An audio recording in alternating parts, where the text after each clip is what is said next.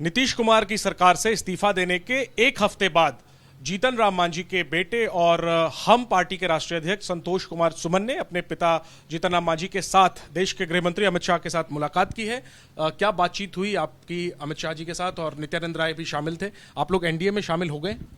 जी, आज हमने जो हमारी मुलाकात हुई गृह मंत्री जी के साथ, तो हम लोग ने सैद्धांतिक सहमति दी। उनसे बात क्रम में उनसे सारी बातों पर विचार करने के बाद विभिन्न पहलुओं पर, सामाजिक पहलू है, राजनीतिक पहलू है, इन सब बातों पर विचार करने के बाद हमने सहमति जताई कि हम आपके साथ चलेंगे। और आज हमने उनको कन्फर्म किया कि आपके साथ हैं। और आने वाला समय में जो बातें विधिवत रूप से होती हैं और जो सब सीट शेयरिंग और जो भी है वो तो बाद की चर्चा है। यानी आप एनडीए में शामिल हो गए हैं और अब आप लोकसभा चुनाव साथ लड़ेंगे? जी, हमने सहमति जता दी है कि हम आपके साथ चलेंगे। तो निश्चित तौर पर हम एनडीए के पार्ट हो गए हैं और लोकसभा विधानसभा चुनाव साथ में लड़ेंगे। अब वो किस रूप में होगा, कितना होगा, वो आने वाला समय तय करेगा। सिर्फ एक हफ्ते में आप उधर से इधर आ गए। जब आप लोग गए तो ये आरोप लगा कि आप लोग खबरें लीक कर रहे थे, और आज जब आप इधर आ गए हैं तो कहा गया है कि ये तो पहले से ही पता था कि आप लोग इधर मिल गए हैं। तो इस पर आप क्या कहें? अब कौन सी खबरें लीक कर रहे थे ये तो जानकारी मुझे नहीं है। और अगर खबरें लीक कर रहे हैं तो बता देते हैं कि आप खबरी हैं, भेदिया हैं, आप हमारे पार्टी से, हमारे गठबंधन से अलग हो जाइए। हमको मर्ज करने के दबाव क्यों डाल रहे थे? अगर हम मर्ज करके उनके साथ रहते तो खबर नहीं करते क्या?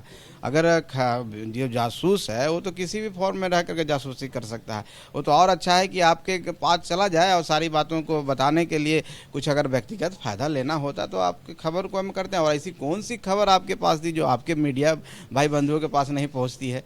ऐसी कौन सी मीटिंग आप कर लेते हैं जो आपके पास खबर नहीं होती? जो आप एक एक बात बोलते हैं वहाँ के सारे चैनल के माध्यम से बाहर निकल रही है। तो ये कौन सा खबर की बात कर रहे हैं, मुझे अभी तक समझ में नहीं आ रहा है। लेकिन जो बोल रहे हैं उनको बोलने दीजिए। और ऐसी कोई बात नहीं थी कि पहले से तय था।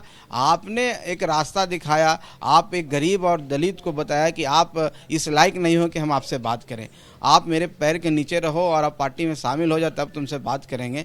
तो गरीब दलित का भी स्वाभिमान है, तो उस स्वाभिमान के रक्षा के लिए, उनकी आवाज़ बने रहने के लिए, अपने आप को अस्तित्व में बना के रखने के लिए, उनकी लड़ाई लड़ने के लिए हम लोग के पास क्या विकल्प थे? हमारे पास विकल्प 2 ही 3 विकल्प थे। उन विकल्पों पर हम तैयारी किए और हमारे राष्ट्रीय कार्यकारिणी ने हमको अधिकृत किया।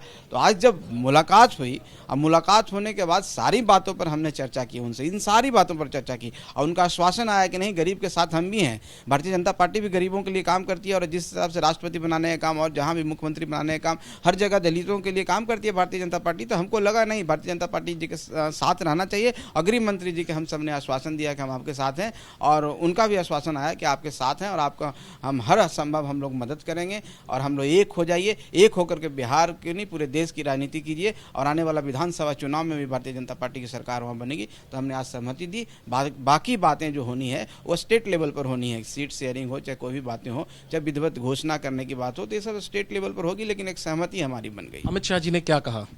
अमित शाह जी भरोसा दिया है उन्होंने? आप देखिए, भरोसा क्या होता है? भरोसा तो ये है कि साथ चलेंगे। भरोसा तो यही है कि हम जिन मुद्दों को लेकर चल रहे हैं, गरीबों की आवाज़ बनने के, उनके साथ हो रहेंगे, हमको उसमें सहयोग करेंगे। और क्या भरोसा होता है? राजनीति में तो एक तरह से बातें होती है, उसी कमिटमेंट का ही बहुत बड़ा वैल्यू होता है। बाकी क्या मिलना है न मिलना है तो एक यूनिट है, स्टेट यूनिट है, वहाँ बैठ के ही तय होगा। क्योंकि भारतीय जनता पार्टी में ऊपर से कुछ नहीं होता है, सब नीचे से होता है। तो बातें होंगी और आने वाला समय में हम लोग वहाँ पर जाकर के घोषणा भी करेंगे। आने वाले दिनों में क्या प्रधानमंत्री जब वापस आएंगे अमेरिका से तो उनसे भी मुलाकात का कोई कार्यक्रम है? अभी तो ऐसा नहीं तय है, लेकिन हम लोग कोशिश करेंगे कि माननीय प्रधानमंत्री जी का भी आशीर्वाद लिया जाए और निश्चित तौर पर हम लोग की मुलाकात होगी। अब वो 1 महीना 1.5 महीना में हो, जब भी हो। एनडीए में आ गए हैं, बिहार में जो 40 सीटें हैं, पिछली बार 39 सीटें एनडीए ने जीती थी। अब आप क्या कहेंगे, आज एनडीए में आकर के कितनी सीटें जीतने का आप दावा करते हैं? देखिए, दावा क्या करना है, जीतना है। और 40 सीट पर तैयारी हमारी मजबूती से रहेगी और 40 सीट जीतने का कोशिश करेंगे। उसमें दावा हुआ कुछ नहीं होता है, बाकी जनता तय करती है ना। जनता का आशीर्वाद है, जनता भाई नरेंद्र मोदी जी के साथ है। तो हम समझते हैं जब 39 दिए तो 40 भी देने में उनको कोई परहेज नहीं है। तो हम लोग को पूरा विश्वास है कि जिस तरह से नौटंकी किया जा रहा है स्टेट में 23 तारीख को, कि सबको बुलाया जाएगा, सबको मिलाया जाएगा, एक लीडर चुना जाएगा, लॉटरी हुआगा, तो ये सब जो आप सोच रहे हैं, ये भविष्य की बात है। एक नेता जो इतना मजबूत नेता है, इतना एस्टैब्लिश नेता है, जिसको पूरी दुनिया रिकॉग्नाइज करती है, पूरे दुनिया के लोग मान रहे हैं, अब जब उनके सामने एक चेहरा खोज रहे हैं चेहरा नहीं मिल रहा है, आप कब तक खोजेंगे और कि गुमनामी के अंधेरे में खो जाएंगे। लॉटरी होगा, जिनका लॉटरी लगेगा उसको मानेंगे नहीं मानेंगे। तो इस तरह का ओहा-पोह जो कि स्थिति है वो क्या नरेंद्र भाई मोदी से मुकाबला करेंगे। इसलिए हम कहते हैं 40 सीट हम जीतेंगे। आखिरी में पूछ रहा हूँ, जीतन राम मांझी के बारे में एक तमाम कयास लगाए जा रहे हैं कि वो राज्यपाल बन सकते हैं। जीतन राम मांझी लोकसभा चुनाव लड़ेंगे या राज्यपाल को लेकर के कोई डील हुई? नहीं, ऐसी कोई डील नहीं हुई है और अभी तक कोई बातें तय नहीं हुई है।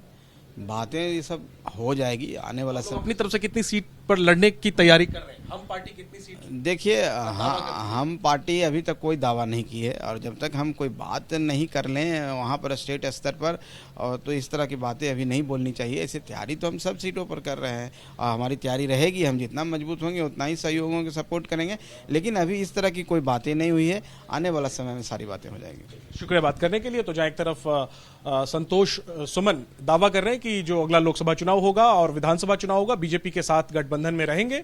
लोकसभा चुनाव के लेकर दावा कर रहे हैं कि बिहार में क्लीन स्वीप होगा और अगले विधानसभा चुनाव को लेकर दावा कर रहे हैं कि नीतीश कुमार की सरकार जाएगी, बीजेपी की सरकार आएगी। देखना यह भी होगा कि एक बार फिर बीजेपी के पाले में आई है हम पार्टी। ये सिलसिला इस बार कब तक चलता है। कैमरा पर्सन निखिल रस्तोगी के साथ जैनेंद्र, एबीपी न्यूज, दिल्ली।